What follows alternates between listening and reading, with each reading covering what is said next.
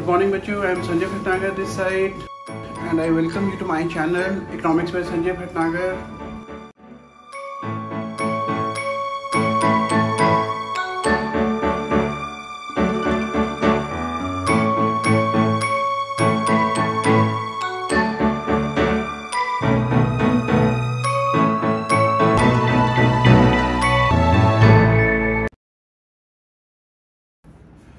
Good morning बच्चों, I am Sanjay Bhatnagar this side and I welcome you to my channel. आज का जो topic मैं आपको कवर कराने जा रहा हूँ वो है central bank and it's functions. वैसे तो टॉपिक अब की बार इस सेशन में इसका कुछ पार्ट आ रहा है, कुछ पार्ट कर चुका है, लेकिन फिर भी मैं मैंने मनी बैंकिंग का एक वीडियो में अलग से लोड कर चुका हूँ। सेंट्रल बैंक के जो फंक्शंस है उसका पूरा वीडियो मैंने अलग से बनाया है। तो क्योंकि अभी इसका कुछ एग्जैक्टली क्या पार्ट आ रहा है क्या पार्ट नहीं आ रहा, तो मैंने सारे के सारे फंक्शंस को मैं इस वीडियो में डाल रहा हूँ और फिर भी एडवाइस करता हूँ कि आप एक बार पूरे का पूरा गो थ्रू करें, पूरे का पूरा ज़रूर सुने। अगर आपने मेरा चैनल अभी तक सब्सक्राइब नहीं करा तो प्लीज़ सब्सक्राइब करें एंड अगर आपको लेसन्स पसंद आते हैं, मेरा एक्सप्लेनेशन पसंद आता है तो प्लीज़ वीडियोज़ को लाइक करें। कोई सजेशंस है या कोई प्रॉब्लम्स आती हैं तो आपसे रिक्वेस्ट है कि आप कमेंट सेक्शन में ड्रॉप करें। I definitely be answering all your queries. मैं सारी क्वारीज को आपके आंसर करूँगा।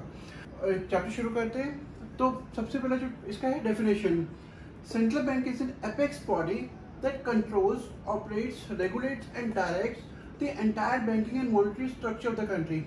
भाई एपेक्स का मतलब होता है टॉप मोस्ट बॉडी, मतलब जैसे क्लास में मॉनिटर होता है उसी तरीके से हमारे बैंकिंग सिस्टम में जो सबसे टॉप मोस्ट का फाइनेंशियल इंस्टीट्यूशन है वो हमारी कंट्री का रिजर्व बैंक ऑफ इंडिया है। अलग अलग कंट्रीज में जो सेंट्रल बैंक होता है वो अलग अलग होता है। जैसे रशिया में गॉस बैंक है, अमेरिका में फेडरल रिजर्व बैंक है, इंडिया में हम रिजर्व बैंक ऑफ इंडिया जो है वो हमारा सेंट्रल बैंक है, जो पूरी जैसे क्लास में मॉनिटर काम करता है कि पूरी क्लास को कंट्रोल करता है, उसी तरीके से आरबीआई हमारी पूरी इकोनॉमी को कंट्रोल करता है कि उसके money supply, inflows, outflows, credit creation, हर चीज़ का कहीं कंट्रोल जो है वो आरबीआई करता है।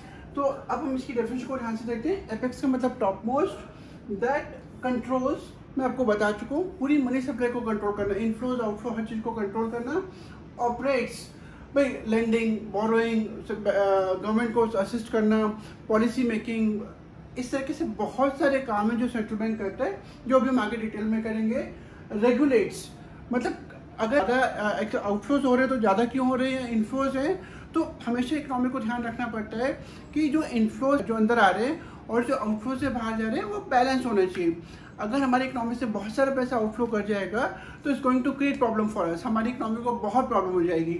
तो इन सब चीज़ों को बैलेंस करना and directs the entire banking and monetary structure of the country. जितना भी बैंकिंग स्ट्रक्चर है, जो भी कमर्शियल बैंक या फाइनेंशियल इंस्टीट्यूशंस या नॉन बैंकिंग फाइनेंशियल कंपनीज है, उनको मॉनिटर करना। और जो भी मॉनेटरी स्ट्रक्चर है, भाई जो भी ये जितने भी मॉनेटरी इंस्टीट्यूशंस या फाइनेंशियल इंस्टीट्यूशंस जितने भी मॉनेटरी ट्रांजेक्शन पे इन्वॉल्व है, कहीं ना कहीं इनको कंट्रोल करना, ये सारा काम आरबीआई करता है। ओके बच्चों, जो फंक्शंस में जो सबसे पहला सेंट्रल बैंक का फंक्शन है वो है currency authority, bank of issue. भाई इंडिया में जितनी भी करेंसी इशू होती है वो सारी की सारी currency reserve bank of India करता है, except 1 rupee note and coins को छोड़ के, जो मिनिस्ट्री ऑफ फाइनेंस इशू करती है। 1 रुपी नोट एंड कॉइन्स को छोड़ के बाकी सारी करेंसीज का जो इशू करने की रिस्पॉन्सिबिलिटी है वो हमारे पे सेंट्रल बैंक की है। अगर आपने ध्यान से देखा हो कि जितने भी करेंसी नोट्स होते हैं वहाँ पे एक आरबीआई गवर्नर के सिग्नेचर जरूर होते हैं, क्योंकि सारी की सारी इशूइंग अथॉरिटी हमारी सेंट्रल बैंक के पास होती है। तो दूसरा इसका फंक्शन है बैंकर टू द गवर्नमेंट। भाई जैसे हमारे लिए हमारा बैंक काम करता है, वैसे ही सेंट्रल बैंक जो आरबीआई हमारे केस में, आरबीआई जो है वो गवर्नमेंट के लिए काम करता है कि भाई गवर्नमेंट को जितनी भी पेमेंट्स करनी है, चाहे वो बाहर करनी हो चाहे वो कंट्री के अंदर करनी हो, जितना भी पैसा आना है, कहीं से भी पैसा आना हो, it may be from IMF, world bank, foreign governments, सारे का सारा पैसे का जो लेन देन है वो आरबीआई करता है गवर्नमेंट के बिहाफ पे। एक तरह से देखा जाए तो गवर्नमेंट के एजेंट का काम कर रहा है, क्योंकि गवर्नमेंट के बिहाफ पे सारी ट्रांजेक्शन्स कर रहा है और गवर्नमेंट के फाइनेंशियल एडवाइजर का काम कर रहा है। अगर आपको ध्यान हो कि मॉनेटरी पॉलिसी हमेशा रिजर्व बैंक ऑफ इंडिया की होती है। Reserve bank of India monetary policy बनाता है जिसमें अलग अलग टूल्स हैं, जैसे cash reserve ratio, open market operations, इनको यूज़ करके आरबीआई मार्केट में मनी सप्लाई को कंट्रोल करता है और टाइम टू टाइम गवर्नमेंट को एडवाइस करता है ऑन डिफरेंट इश्यूज़। देन इसका जो थर्ड इंपॉर्टेंट फंक्शन है वो है बैंकर्स बैंक एंड सुपरवाइजर। भाई जितने भी कमर्शियल बैंक है, मैंने आपको अभी बताया था कि जो हमारी कंट्री का जो रिजर्व बैंक ऑफ इंडिया है वो सारे कमर्शियल बैंक के जैसे क्लास में मॉनिटर का काम होता है, उसी तरीके से आरबीआई हमारे मॉनिटरी सिस्टम का मॉनिटर है। जितने भी कमर्शियल बैंक हैं, जितने भी नॉन बैंकिंग फाइनेंशियल कंपनीज हैं, ऐसे बहुत सारे फाइनेंशियल इंस्टीट्यूशंस हैं जो आरबीआई के अंडर में आते हैं। मतलब कहीं ना कहीं उनको आरबीआई का एक कंट्रोल होता है एक हद तक। तो उनका बैंक का काम करना, उनके सुपरवाइजर का काम करना। भाई जो सुपरवाइजर फैक्ट्री में सुपरवाइज करता है सारे फंक्शन को, इसी तरीके से आरबीआई पूरे मॉनेटरी सिस्टम को सुपरवाइज करता है। अब इसमें इसके फंक्शंस को हम 3 पार्ट में डिवाइड कर सकते हैं। ये वाले पर्टिकुलर फंक्शन को कस्टोडियन ऑफ कैश रिजर्व्स। भाई हम कैश रिजर्व रेशियो ऑलरेडी कर चुके हैं, जहाँ पे कि कमर्शियल बैंक के पास जितना भी डिपॉजिट आता है उस डिपॉजिट का एक पार्ट कमर्शियल बैंक को सेंट्रल बैंक के पास रखवाना पड़ता है। अब हमारी इकोनॉमी में इतने सारे बैंक्स हैं और उनका एक परसेंटेज ऑफ टोटल डिपॉजिट उनको हमेशा सेंट्रल बैंक के पास रखवाना पड़ता है। तो उनके कैश रिजर्व्स को कस्टडी में रखना, कंट्रोल में रखना, इस फंक्शन का पहला पार्ट है। दूसरा है लेंडर ऑफ लास्ट रिसोर्ट। ऐसा बहुत होता है कि कई बार commercial bank because of market fluctuation, because of any type of up and down और पुअर डिसीजन मेकिंग, वो फाइनेंशियल प्रॉब्लम में फंस जाते हैं। तो अब वो क्या करेंगे, भाई सीधी सी बात है कि वो सेंट्रल बैंक को अप्रोच करते हैं टू बेल देम आउट। उनको हेल्प करने के लिए फाइनेंशियली और उनको एडवाइस देने के लिए वो सेंट्रल बैंक को अप्रोच करते हैं। तो इसका मतलब क्या हो गया, लेंडर ऑफ लास्ट रिसोर्ट। एक जो सबसे लास्ट की जो एक हेल्प है कमर्शियल बैंक आरबीआई को अप्रोच करता है फॉर दैट। तो आ गया क्लियरिंग हाउस फंक्शन। भाई जैसे सपोज सारे के सारे अकाउंट बैंक्स जो हैं उनके अकाउंट्स सेंट्रल बैंक के पास हैं। अब सपोज एक बैंक ने दूसरे बैंक को कोई पैसा पे करना है, इधर से कुछ आना है इधर कुछ जाना है, तो सेंट्रल बैंक दोनों बैंक के बीच में एक एजेंट का काम करता है, एक उनके क्लियरिंग हाउस का काम करता है कि इसका जो पैसा यहाँ जाना है वो यहाँ से डेबिट करके यहाँ डाल दिया और इसका जो आना है यहाँ से माइनस करके इनके अकाउंट में डाल दिया। तो इस तरीके से सेंट्रल बैंक जो भी पेमेंट या रिसीव्स आनी है एक बैंक की दूसरे बैंक से वो क्लियर कर देता है। देन इसका एक और पार्ट है एज अ सुपरवाइजर। तो कमर्शियल बैंक का एक सुपरवाइजर का काम करता है आरबीआई। अगर किसी कमर्शियल बैंक को मर्ज करना है, एक दूसरे बैंक के साथ मर्ज करना है या एक्सपैंड करना है या वाइंडिंग अप करना है या किसी दूसरे बैंक को एक्वायर करना है, कुछ भी ऐसे ये ब्रांच एक्सपेंशन है, तो सारी की सारी सिचुएशन में कमर्शियल बैंक को रिजर्व बैंक ऑफ इंडिया की परमिशन लेनी पड़ती है। ठीक है, तो इस तरीके से ये इस फंक्शन को हम 4 पॉइंट में डिवाइड कर सकते हैं। Custodian of cash reserves, lender of last resort, clearing house function and it acts as a supervisor. Okay बच्चों, अब आ गया चौथा function, controller of money supply and credit. भाई अगर आपको याद हो कि हमने एग्रीगेट डिमांड में जहाँ पे एक्सेस डिमांड और डेफिशिएंट डिमांड की मेरी वीडियो है उसमें मैंने इस सारे फंक्शंस को बहुत डिटेल में एक्सप्लेन करा हुआ है। आपसे रिक्वेस्ट है कि आप प्लीज़ उस वीडियो को जरूर देखें। मैं फिर भी इस क्लास में एक बार सारे कॉन्सेप्ट को रिवाइज कर रहा हूँ। तो मनी सप्लाई को कंट्रोल करने का, क्रेडिट को कंट्रोल करने का एक बहुत इंपॉर्टेंट काम आरबीआई करता है, सेंट्रल बैंक करता है। तो सबसे पहले जो होगा बैंक रेट। बैंक रेट होता है, bank rate is a rate at which central bank lends money to the commercial bank for long term needs. जिस रेट पर आरबीआई कमर्शियल बैंक को लोन दे रहा है फॉर लॉन्ग टर्म नीड्स उसको हम बैंक रेट बोलते हैं। तो अगर आपको याद हो कि अगर मार्केट में एक्सेस डिमांड है, एक्सेस डिमांड कब होती है, जब मार्केट में मनी सप्लाई ज़्यादा होती है, आप लोगों के हाथ में पैसा ज़्यादा है और मार्केट में गुड्स की सप्लाई कम है, तो एक्सेस डिमांड है। तो उस केस में आरबीआई क्या करेगा, वो बैंक रेट को बढ़ा देगा। जब वो बैंक रेट को बढ़ाएगा तो कमर्शियल बैंक के लिए जो कमर्शियल बैंक आरबीआई से बोरो कर रहा है वो महंगा हो जाएगा। कमर्शियल बैंक अपना मार्जिन रख के आगे लेंड करता है तो वो आगे हाई रेट पर लेंड करेगा और इस तरीके से जो लेंडिंग है वो महंगी होगी, तो अब लोग कम बोरो करेंगे। तो इस तरीके से मार्केट में मनी सप्लाई को महंगा कर दिया। लोग अब कम बोरो करेंगे तो मनी सप्लाई कम होगी, डिमांड कम हो जाएगी क्योंकि लोगों के हाथ में पैसा कम हो जाएगा। और अगर डेफिशिएंट डिमांड है तो सेंट्रल बैंक बैंक रेट को कम कर देगा। बैंक रेट कम करेगा तो कमर्शियल बैंक अब ज़्यादा बोरो करेगा तो ज़्यादा लेंड करेगा और इस तरीके से मार्केट में मनी सप्लाई बढ़ जाएगी, एग्रीगेट डिमांड बढ़ जाएगी। दूसरा पार्ट है रेपो रेट। रेपो रेट होता है, सेम डेफिनेशन है जो बैंक रेट की है, सिर्फ ये फर्क है कि repo rate is the rate at which central bank lends money to the commercial bank for short term needs. जब आरबीआई कमर्शियल बैंक को शॉर्ट टर्म नीड्स को फुलफिल करने के लिए लोन देता है तो उसको हम रेपो रेट बोलते हैं। अगेन अगर एक्सेस डिमांड की सिचुएशन है जहाँ पे मार्केट में मनी सप्लाई ज़्यादा है, आरबीआई रेपो रेट को बढ़ा देगा। जब वो रेपो रेट को बढ़ा देगा तो कमर्शियल बैंक को लेंडिंग रेट बढ़ाना पड़ेगा, लेंडिंग महंगी हो जाएगी तो अब लोग कम बोरो करेंगे, मनी सप्लाई कम होगी, डिमांड कम होगी। और अगर डेफिशिएंट डिमांड है तो सेंट्रल बैंक रेपो रेट को कम कर देगा, रेपो रेट कम कर देगा तो अब कमर्शियल बैंक के लिए बोरोइंग सस्ती हो गई। जब वो कम रेट पे बोरो कर रहे हैं तो वो कम रेट पर लेंड करेंगे, लोग ज़्यादा बोरो करेंगे, मनी सप्लाई बढ़ जाएगी और जो डेफिशिएंट डिमांड थी वो नॉर्मल डिमांड हो जाएगी। जो अगला पॉइंट है वो ओपन मार्केट ऑपरेशंस।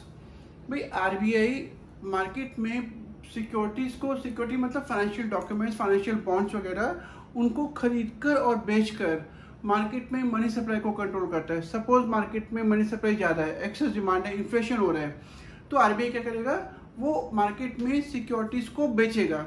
जब सिक्योरिटीज़ को बेचेगा तो कमर्शियल बैंक या फाइनेंशियल इंस्टीट्यूशन खरीदेंगे, तो मनी सप्लाई कमर्शियल बैंक से फ्लो करके आरबीआई के पास जाएगी, उनके पास लेंडिंग कैपेसिटी कम हो जाएगी। जब लेंडिंग कैपेसिटी कम हो जाएगी तो वो आगे कम लेंड करेंगे, मनी सप्लाई कम हो जाएगी। और अगर डेफिशिएंट डिमांड है तो उस केस में सेंट्रल बैंक सारे के सारी सिक्योरिटीज़ को खरीद लेगा। भाई जब खरीदेगा तो उसके बदले में पे करेगा, जब पे करेगा तो कमर्शियल बैंक के हाथ में पैसा बढ़ जाएगा, पैसा बढ़ जाएगा तो वो ज़्यादा लेंड करेंगे, ज़्यादा लेंड करेंगे, मनी सप्लाई बढ़ जाएगी, डिमांड बढ़ेगी। तो इस तरीके से ओपन मार्केट ऑपरेशंस के थ्रू जो सेंट्रल बैंक है हमारा आरबीआई, वो मार्केट में मनी सप्लाई को कंट्रोल करता है। अगला पॉइंट है लीगल रिजर्व रेशियो। ये पॉइंट भी मैंने एक्सेस डिमांड और डेफिशिएंट डिमांड में बहुत डिटेल में एक्सप्लेन करा हुआ है, मैं एक बार फिर रिवाइज करा रहा हूँ। लीगल रिजर्व रेशियो का जो पहला कंपोनेंट होता है वो होता है कैश रिजर्व रेशियो। भाई कमर्शियल बैंक के पास जितना भी डिपॉजिट आता है उस डिपॉजिट का एक पार्ट कमर्शियल बैंक को सेंट्रल बैंक के पास रखवाना पड़ता है। सपोज 100 रुपये डिपॉजिट है कमर्शियल बैंक के पास और हमारा जो कैश रिजर्व रेशियो 10% है, मतलब 100 रुपये का 10%, 10 रुपीज़ कमर्शियल बैंक को आरबीआई के पास रखवाना पड़ेगा। ठीक है, तो इस तरीके से अगर मार्केट में एक्सेस डिमांड है तो central bank cash reserve ratio को बढ़ा देगा। जब बढ़ा देगा तो अब कमर्शियल बैंक को ज़्यादा अमाउंट सेंट्रल बैंक के पास रखवाना पड़ेगा, तो उनकी लेंडिंग कैपेसिटी कम हो जाएगी। भाई पहले 100 में से 10 रखवा रहा था, अब 100 में से 20 रखवा रहे हैं, तो वो सिर्फ 80 रुपये लेंड कर पाएगा। तो इस तरीके से मार्केट में लेंड कम कर पाएगा तो मनी सप्लाई कम होगी, डिमांड कम होगी। एक होता है statutory liquidity ratio, total deposit का 1% जो कमर्शियल बैंक को हमेशा अपने पास रखना पड़ता है। तो जैसे हमारे एग्जांपल में 100 रुपये का डिपॉजिट था, उस डिपॉजिट में से अगर हम एज्यूम करते हैं कि 5% SLR है, स्टैच्यूटरी लिक्विडिटी रेशियो, तो उस 100 रुपये में से जो 5 रुपये हैं वो हमेशा कमर्शियल बैंक को अपने पास रखने पड़ेंगे। अब अगर मार्केट में एक्सेस डिमांड है तो आरबीआई क्या करेगा, वो SLR को बढ़ा देगा। तो SLR बढ़ाएगा, सपोज 5 से बढ़ा के 10 कर दिया, तो अब इसका मतलब क्या होगा कि अब कमर्शियल बैंक को अपने टोटल डिपॉजिट में से 10 रुपये हमेशा अपने पास रखने पड़ेंगे। अगर आप ध्यान से देखेंगे CRR भी बढ़ गया, SLR भी बढ़ गया, इन दोनों का समेशन होता है लीगल रिजर्व रेशियो। तो जब ये दोनों बढ़ जाएंगे तो कमर्शियल बैंक को अब ज़्यादा amount of money central bank के पास रखवाना पड़ेगा या अपने पास रखना पड़ेगा। उसका फंड ब्लॉक हो गया, वो लेंड नहीं कर पाएगा, मनी सप्लाई कम होगी, डिमांड कम होगी। एंड डिफिशिएंट डिमांड में दोनों को कम कर दिया जाता है जिससे कि मार्केट में मनी सप्लाई बढ़ाई जा सके। इसका अगला पॉइंट है मार्जिन रिक्वायरमेंट। भाई आरबीआई क्या करता है, वो मार्जिन को फिक्स करता है। मार्जिन होता क्या है, भाई सपोज एक कंज्यूमर मार्केट में गया, उसको बैंक में लोन लेने गया। जब वो बैंक में लोन लेने जाता है तो बैंक उसको क्या करता है, पहले तो उससे पूछेगा सिक्योरिटी दो भाई। अब सपोज उसने बैंक के पास 100 रुपये की सिक्योरिटी जमा कराई, बैंक क्या करता है, कभी भी 100 रुपये का लोन नहीं देगा। बैंक क्या करेगा, 100 रुपये की सिक्योरिटी के बेसिस पे सपोज बैंक ने 60 रुपये का लोन दिया। अब अगर आप ध्यान से देखेंगे, the difference in between the value of security 100 and the amount of loan 60 is called margin. तो इसका मतलब है हमारा जो मार्जिन है वो यहाँ पे हो गया 40।